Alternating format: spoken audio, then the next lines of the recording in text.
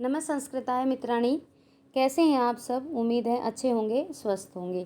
Friends, स्वागत है आपका संस्कृत शिक्षा में और मैं हूं बिंदु शर्मा। फ्रेंड्स, आज हम कुछ मुख्य बातें पढ़ेंगे छंद के बारे में। तो क्या होता है छंद, आइए। यदि आपको वीडियो अच्छी लगे तो प्लीज़ लाइक कीजिए, शेयर कीजिए, कमेंट कीजिए और चैनल पर नए हैं तो प्लीज़ चैनल को सब्सक्राइब कीजिए। फ्रेंड्स, ये हमारी छोटी सी कक्षा होने वाली है लेकिन बहुत ही महत्वपूर्ण होगी। तो देखिए क्या होता है छंद, आइए पढ़ते हैं हम। छंद क्या होता है, देखिए। छंद शब्द छदि छादनात धातु से बना है। किस धातु से बना है? छदि छादनात धातु से बना है। क्या होता है छंद? पद काव्य के लिए छंद आवश्यक है। किसके लिए? पद काव्य के लिए। और छंद को वेदों का क्या कहा गया है? पाद यानी पैर कहा गया है। इसमें कई छोटे छोटे प्रश्न आते हैं, देखिए। जैसे छंद पादोतु वेदस्य, छंद पादोतु वेदस्य। आगे देखते हैं किसका पैर है? छंद वेद का। आगे देखते हैं छंद शास्त्र के प्रवर्तक आचार्य पिंगल हैं। ये इम्पोर्टेंट है। छंद शास्त्र के प्रवर्तक आचार्य कौन है? महर्षि पिंगल, जिनकी रचना छंद सूत्रम है। कौन सी रचना है इनकी? छंद सूत्रम।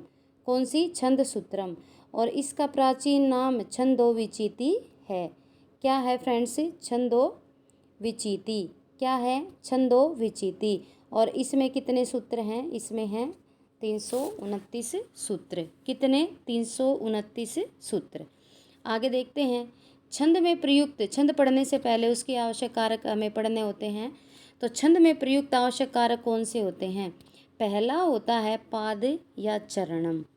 देखिए, गेय पाद चतुर्थांश, अर्थात छंद का चतुर्थ भाग पाद या चरण कहलाता है।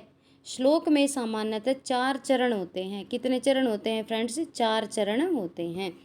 देखिए, प्रथम व तृतीय पाद विषम या अयुक्त होता है और द्वितीय और चतुर्थ क्या होता है? सम होता है। पहला और तीसरा विषम होता है या अयुक होता है और दूसरा और चौथा क्या होता है? सम होता है। आगे देखते हैं। अब यति क्या होती है? दूसरा है प्रयुक्त आवश्यक कारक है यति। तो यति क्या होती है? छंद के उच्चारण में जहाँ थोड़ा सा विराम लिया जाता है उस ठहराव को क्या कहते हैं? यति कहते हैं। छंद के उच्चारण में जहाँ विराम लिया जाता है उस ठहराव को क्या कहते हैं? यति कहते हैं। यति को विराम, विश्राम, विच्छेद और विरति भी कहते हैं। आगे देखते हैं।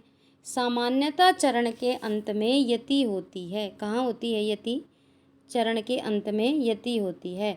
और पाद के बड़े होने पर पाद के मध्य में भी यति हो सकती है। आगे देखते हैं।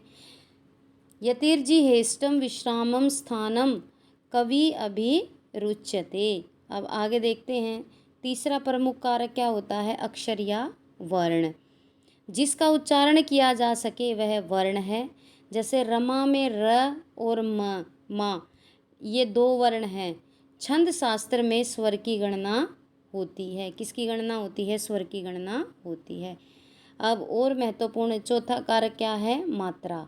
ये देखिए, वर्णों उच्चारण काल मात्रा। वर्णों के उच्चारण का जितना भी समय होता है, जितना भी समय लगता है वर्णों के उच्चारण में, तो वो क्या कहा जाता है? वो होती है मात्रा।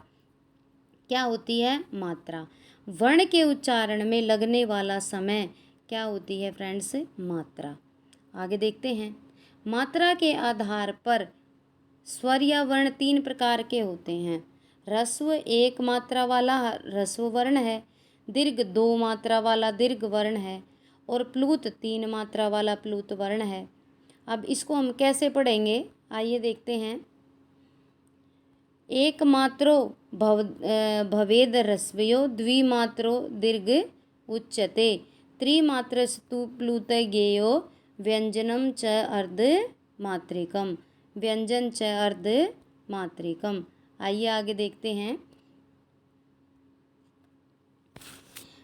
छंद ये हमने कर लिया है फ्रेंड्स। आइए आगे देखते हैं। एक मात्रो भवेद रस्वो द्विमात्रो दीर्घ उच्यते त्रिमात्रेषु प्लुतो गयो व्यंजनम च अर्धे मात्रेकम। आगे देखते हैं। छंद शास्त्र में लघु और गुरु की व्यवस्था होती है। अब लघु वर्ण कौन सा होता है? या रस्व।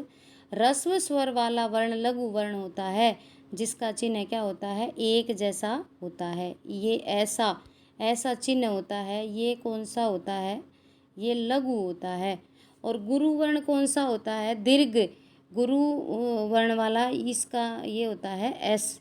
ये क्या होता है? एस।